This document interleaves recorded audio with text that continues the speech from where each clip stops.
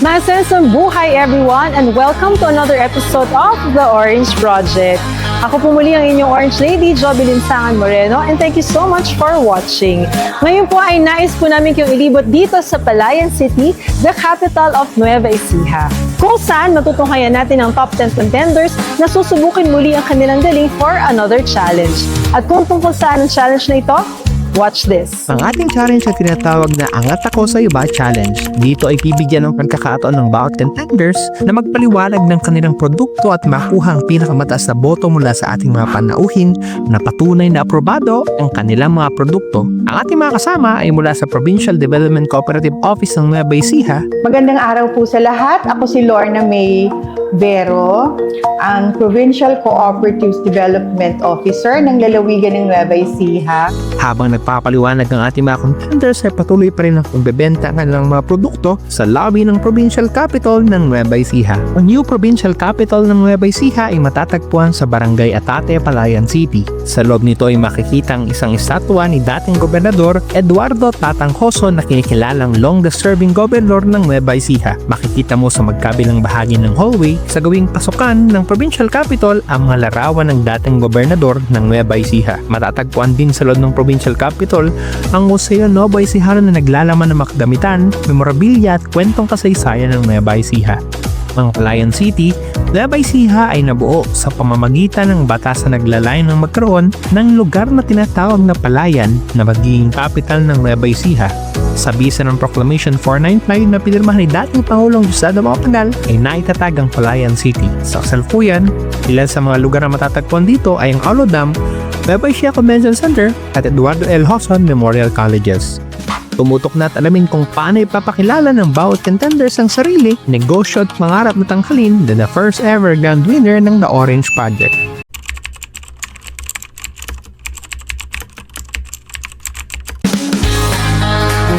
Nag-start po ako sa halagang 500 pesos po. Yes po. And as of now po, 1 year na po nag-ooperate yung The Original Talbos Chips. Ako po yung owner ng The Original Talbos Chips. And marami pa pong mga flavors na available yung product natin. Pero as of now po kasi naubos yung product. Yes po, na sold out po tayo. So, ang available po natin yan, yung cheese po lalagay. Wala po ibang nilalagay na chemical na pwedeng possible na magkaroon ng effect sa katawan natin. Kasi yun po yung isang iniwasan ko. Bukod po dun sa may powder na inilalagay natin na flavoring. Kaya po gumawa din ako isang plain na flavor. Who will produce the kamote that you will buy as input? I hope to hear from you. Thank you so much. So, I'm the owner po ng Scoop Haven, which is the soy ice cream. Here po siya. Also, yung idea po ng product ko po ay pinag-merge po namin yung taho saka ice cream, yung two favorites ng mga Filipino. So, nag-conduct po ako ng research, which is yung iba po kasi gusto nilang ng ice cream na hindi gano'ng matamis and maraming health benefits. Also, yung mga nag-gym, the older ones, the kids, yun po. Your product, dairy, Yes. anong klaseng, where do you get your milk?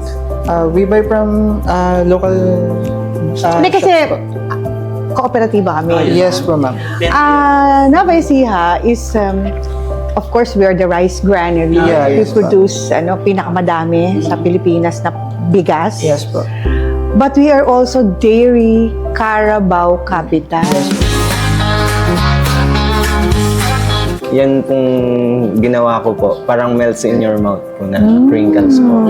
Para po siyang brownies na crinkles. Kaya po yung iba, kala po, hilaw ba yung crinkles mo? Hindi po kasi sila sanay sa crinkles na moist. Opo. Nice! How much do you sell? Per box po, introductory price pa lang po siya. 120 po per 10 pieces po. hindi po, 12 pieces po. Yung ano ba, yung chocolate mo, saan galing? Alam ko po, Davao po yung ano po niya. Opo, Davao po. Develop ka pa ng mga iba-iba. Gusto ko siya kasi yun nga, malambot. Sa po, nag-iisip rin po ako sa mga, kunyari po, carrot cake, yung mga innovation po na, kumbaga, pwede pong pangbaon po sa estudyante. Bali, fourth year students po ako ngayon. Bali, ako po yung general manager ng J&J Mark Apparel Shop. Ma'am, ito po yung mga products. Bali, for members po kami, last year po, nung third year po kami, ano po kami ng business. Bali, hindi po muna namin inisip yung product namin. Ang una po namin inisip kung ano po yung maiki-cater namin sa mga customer. Bali, target market po namin is yung mga students. Then, nag-share po kami ng ideas, kaming 4. Bali, ang naisip po namin na makukuha ng customer sa product namin is yung mabuboost po yung confidence nila. Sino nagpiprint? Nang kami rin po. You have yung machine to Ma'am, print? nagre-rent po kami ng machine, yung pang-edit, yung pang-layout, yung pang-print. Yung pang-print. Ma'am, nagre-rent din po namin. Pati Saan po kayo nagre-rent? Ma'am, doon po sa may Gimba po. Oh.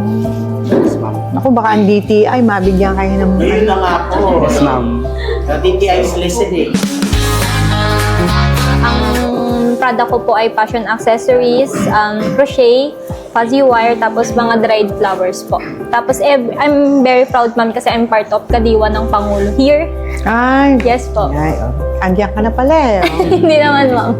And tapos po ma'am, ito po yung mga product. Marami pa po akong product, kaso ito lang yung mga natira, ma'am. Tapos tumutulong po ako sa Meron mga... tayo dito niyan. Ano? Apo. Ang ganda. Kila Ma'am Bel, oh. Pasita ko. Oh. Pero ito, how much do you sell? 15. Ano katagal mo namang ginagawa? to? Saglit lang yan, ma'am. Depende po sa mga product po. Anong material? Fuzzy wire naman po siya, ma'am. Ha? Fuzzy wire, ma'am. May Fuzzy nabibili wire? pong mga ganun. Yes. Fuzzy wire, but the cloth? Hindi, ma'am. Yun na po yun, ma'am. Ay, ito na Yes, yun. ma'am. Tapos, innovate na lang. Ginagawa na lang po siya. Pero alam mo, ang kuya po, known siya sa... Mais, ma'am. oh. Yes po. Anong product mo using May mais? flowers din po kami na made of corn. Bali, ako po si Mike Alcantara, estudyante po sa the Colleges of Advanced Technology and Management of the Philippines. Graduating na po nitong this Where is coming- that? Gimba po. Located at Saranay, Gimba, Nueva Ecija po. BS Entrepreneurship, 4th year po. And then, I am the General Manager of the Kalapaya Delicacy Store. Ikwento ko lang po si Kalapaya Delicacy Store kung bakit saan po namin nakuha si Kalapaya. Kasi ang dami pong nagtatanong, Kalamansi. bakit? Hindi po, ma'am. Hindi. Kala means kalabasa. Oh. Pandan, which is itong hawak ko po, pandan juice. And then yas is yung papaya po. Meron po kaming produkto, is si pandan. It is an organic drinks po siya. Na kung saan, as entrepreneur po, as entrepreneur student po is, nag-innovate po kami na ano po yung mga masustansya o magandang products o drinks na wala po sa Pilipinas. Meron na po dito sa Pilipinas sa pandan juice, which is the powder po. And then kami naman po ang ginawa po namin mismong dahon po para mas madami pong health benefits na maano po sa ating Dahon ng... pandan po. At Ay, yung kalabasa, ano? ito po, meron po tayo dito, ma'am. Ito po. Akala ko may ano ka. Apo, pandan pa lang po siya. It's just the name. Yes po. So there's Business no name. kalabasa in the juice. Yes po. Business name. Yung po siya. pangalan mo pala, yung pangalan ng business. Yes po, itong kalabas, atong kalapayat po. And then ito yung products po, ma'am, is po yung pandan. Yes po, yung pandan po siya, ma'am. Galing ano, may pandan, pero Yes. pandan. Yes po. Very refreshing po. Opo. And How then, much is pandan?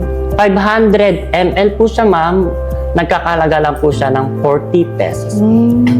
Very affordable po siya, ma'am. And then next one po sa products po natin, ito po, ma'am, si Atcharap.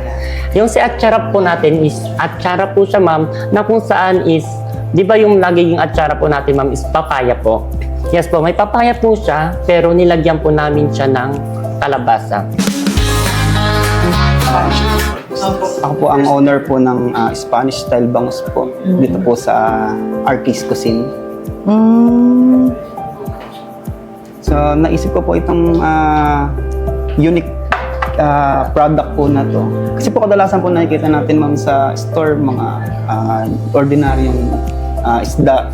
So common na po sa paningin po natin tsaka panlasa po natin. So nakaisip po ako ng ano ma'am, bakit hindi ko gamitan ng ibang klaseng isda naman po. Kaya po ito yung naisip ko na bangus po yung gamitin po natin. Yung size ng bangus na ginagamit mo rito, medium, ganon. Yes po, depende po ma'am sa... Yung meron siyang classification din how many Opo. pieces per kilo. Sige. Actually, hindi rin po kami mapapagod. Opo. At nakapag-land na po sila ng consignment with another Supermarket. Galing. Ano? Yes po. Then, At nakakarating na rin po sa ibang yes po, dagdag ko lang po. Ayun po ma'am, olive oil po yung ginamit po natin. Olive oil. Yes po, pure olive oil po Kaya siya, ma'am. pala siya mahal. Yes po. Hindi naman yung Hindi mahal, naman po kundi siya mahal. medyo pricey. Opo. Kasi olive oil Yes po. Kasi kung yung coconut oil, ano yun, mas maanta? Ganon. Pag niref po, titigas po yung Pero pag olive oil. Pag olive oil po, kahit po ilagan po siya katagal sa ref, hindi po magbabago yung texture po ng oil. Si Lea Maydi Fernandez po, a fourth year college student po ng Colleges of Advanced Technology and Management po from Gimba, Nueva Ecija po.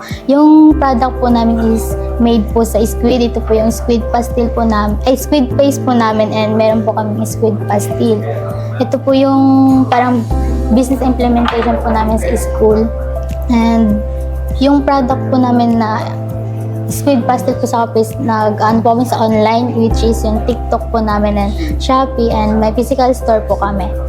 Naisip po namin gawin na product yung squid pastel po. Kasi yung chicken pastel, ma'am, and kailangan po namin mag-innovate po ng ibang product. So, naisip po namin yung squid po na ipalit sa chicken.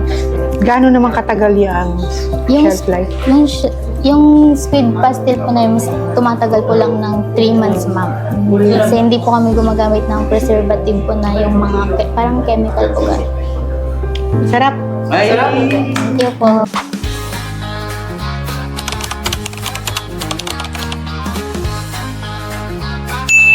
So that's it, everyone. Nakatapos tayo pong muli ng isa na namang episode ng The Orange Project. Again, we thank you so much for watching. Pero hindi po dito matatapos ang ating episode because, again, we'd like to share with you another Bible verse. This time, matatagpuan naman po siya sa Isaiah 41:10. And of course, it's close to my heart because it's my daddy's favorite Bible verse. Ang sabi po dito, "Fear not, for I am with you. Be not dismayed, for I am your God. I will strengthen you. Yes, I will help you. I will uphold you with my righteous right hand." So sa buhay po natin, sa negosyo man o sa personal na buhay, hindi po natin may iwasan ang lungkot, ang trials, and challenges. But we fear not dahil may pangako po ang Diyos na siya ang makakasama natin upang tumulong sa atin sa araw-araw nating pamumuhay. And with that, we live fearlessly. We'll always have that hope, that joy, and that strength that come from the Lord. So, laban lang sa buhay at dapat laging may pag-asa. Maraming salamat po. God bless you.